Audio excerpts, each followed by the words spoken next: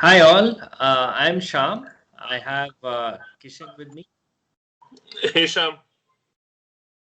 Today we are going to be discussing the value of estimating volatility of a particular asset um, to figure out how much to allocate against it. Um, so let's take a step back, right? So a lot of people say, the your basic allocation should have equities and bonds. Yeah. Why is that? Uh, if you think that equities are going to give you 10% annualized return and bonds are going to give you 5 or 6%, then why should you allocate against bonds? Right. So I mean, so Sham. I mean, I think the question really becomes of twofold, right? One is what your written expectations are, right? And I think a lot of argument investing for or against bonds comes what your written expectations are, right? Right. Or what your investment horizon is. So if my investment horizon is 20 years, then I would perhaps put 0% to equity. I mean 0% to bonds, and I put 100% to a very um, extremely high, not high risk, but a strategy which can earn above average returns. Right. So, this goes back to a sequence of returns risk problem, right? So, a 10% loss at the beginning of your, of your investing um is less impactful than a 10% loss at the end of it, Yeah. right? So that's number one. Number two is on average, if you're expecting a 2% hit to your portfolio once every every, I don't know, 2 years or 3 years, then there's no guarantee that those 2% hits don't come every day for like 3 times, and then you Yeah. have like 10 years of stability after that. So the problem becomes if that early hits wipe out your entire capital, then you're not there to sort of you're not there to kind of experience the benefit of subsequent returns if you're wiped out and you're out of the market. So when you put these two things together, right, it always makes sense to protect your downside, right? So a 7% return that is stable is any day better than a 10% return that is extremely volatile. Um, Yes.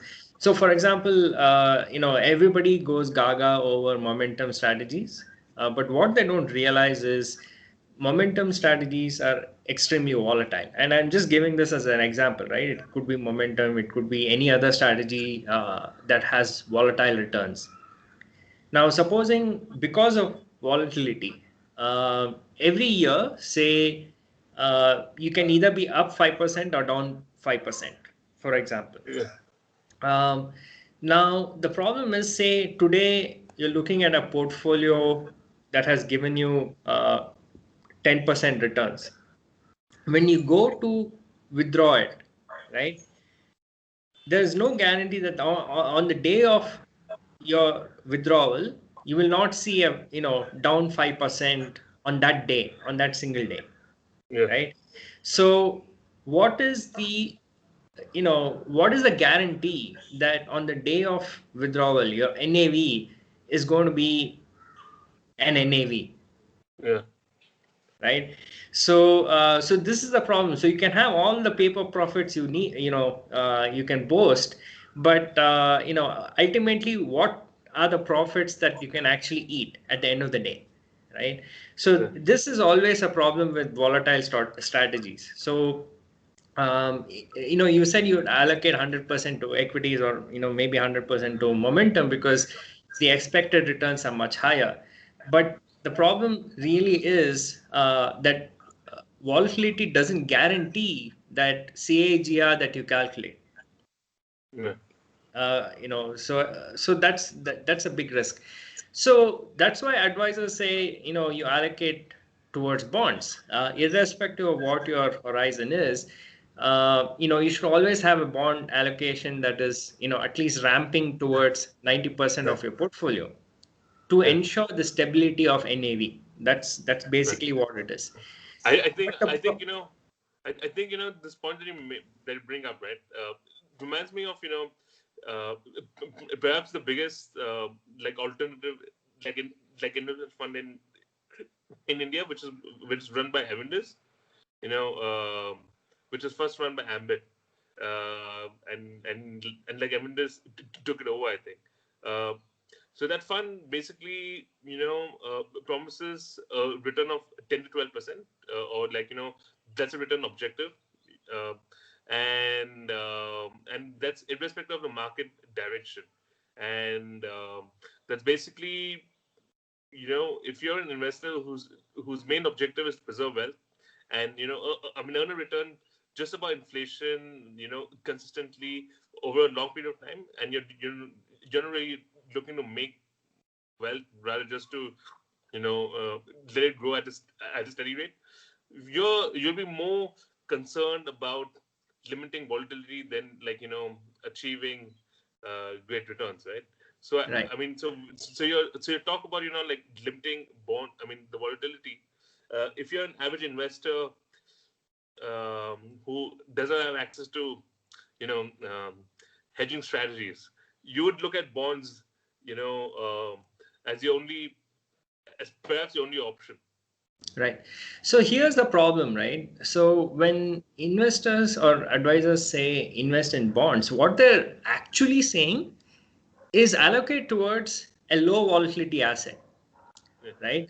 As a previous post showed, Indian bonds are not some doyens of low volatility.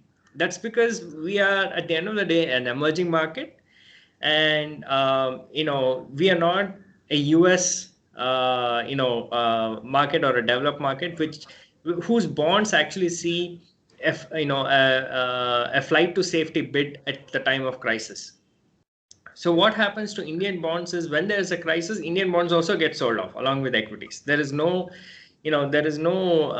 flight to safety going on over here. And I'm pretty sure that even some Indian investors also ditch their bonds during time of crisis, because we don't know how FIIs are going to behave. We don't know what the subsequent actions are going to be in time of crisis, so everything gets sold. Yeah. So that's the problem, with calling any low volatility asset as a bond. Yeah.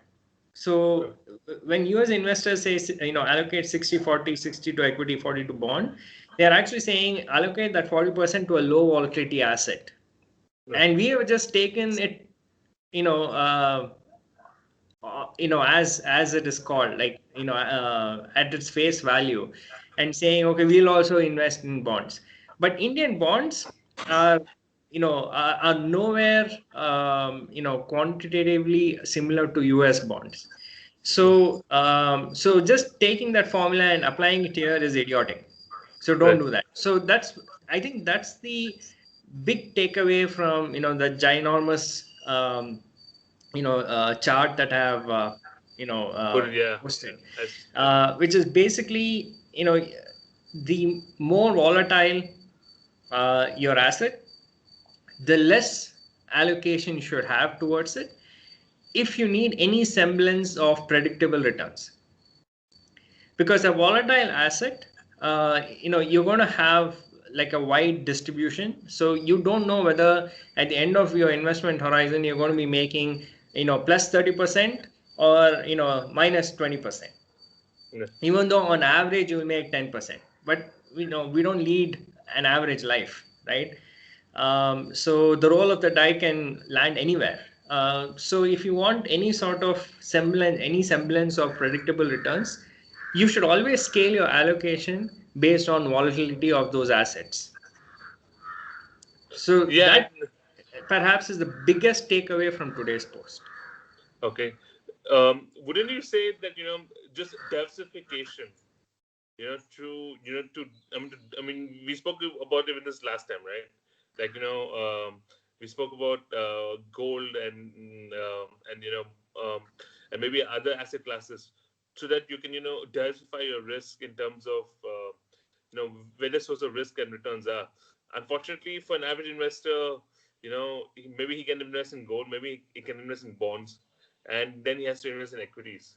Uh, there is not prepared more options, which I will. I mean, you can also say dual estate, but the ticket size is much higher, for an average investor. So, if someone has to invest in real estate, the skew would be pretty, you know, it would skew much more towards on that side. So I mean, so do you think that, because you're, investing in bonds, I mean, your only options is to invest in a debt fund, and and most investors would not know what's the difference between low duration and, um, um, between money market fund and low duration to, say, credit risk fund, so so what do you do, I mean, for an average investor? For an average investor, I would just say put it in FD. That should be your bond allocation. So Because it's certainty, yeah, I mean it's basically if up to I think 5 lakhs per bank yeah, is guaranteed by the government, right? yeah. So you can take the take that 5 lakhs and put it in even like in one of these small banks, which until recently was giving 8% FD returns for 3 years. So There's actually 5 lakhs it's guaranteed. So I would look for these sort of opportunities rather than put it in a debt fund. yeah, there's And actually also most of these liquid funds, they're also investing in even though it's short duration, they're also investing in commercial paper of corporates. So, and given India's history of extremely poor, I wouldn't say risk management, it's more like risk forecasting. The collapses occur overnight. So there's no like, steady deterioration of asset classes where, rating agencies are downgrading them from, double A to single A and then, triple B and then default. No, one day you're triple A and then next day you're like, defaulted. So,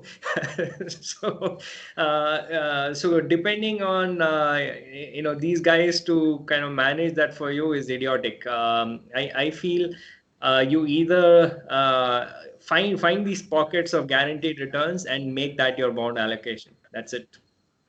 there's actually a good there's actually a good space for an investment fund, like like liquid Bs. You call it fixed deposit Bs, where put money, raise money, and put it in fixed deposits, so that even seasoned investors feel like they're investing, but they're actually investing in fixed deposits, and you live, and save them from volatility and those hassles.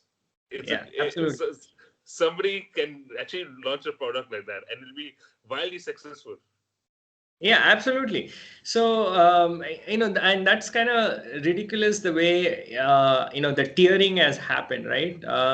Because why would anybody invest in, so you have like, five small banks, isn't it? Um, Yeah. like fairly large so-called small banks. There are five of them. So up to like 25 lakhs, you can just split between them and enjoy your FD returns. So what if you're paying tax, right? What if? So pay it. That's well worth you know um, the risk-free returns you're going to enjoy from them. It's just flabbergasting now, given that some companies are raising money at 3% for a year. The whole Yeah. curve is has shifted down, so it makes no sense to invest in bonds. Bonds are definitely not risk-free at this point. Yeah. And historically, Indian bonds have been extremely volatile. So, when you need that low volatility profile for your portfolio, they're not that provided. So, what's the point? Yeah. Good point. So I hope that's like a big takeaway from today's post, which is your allocation towards an asset class should be scaled by its volatility. If you need any sort of semblance of expected predictable returns at the end. So with that, I think we'll wrap up today's free float, and I think next week we have something bigger planned. So stay tuned. Take care. Yeah, bye.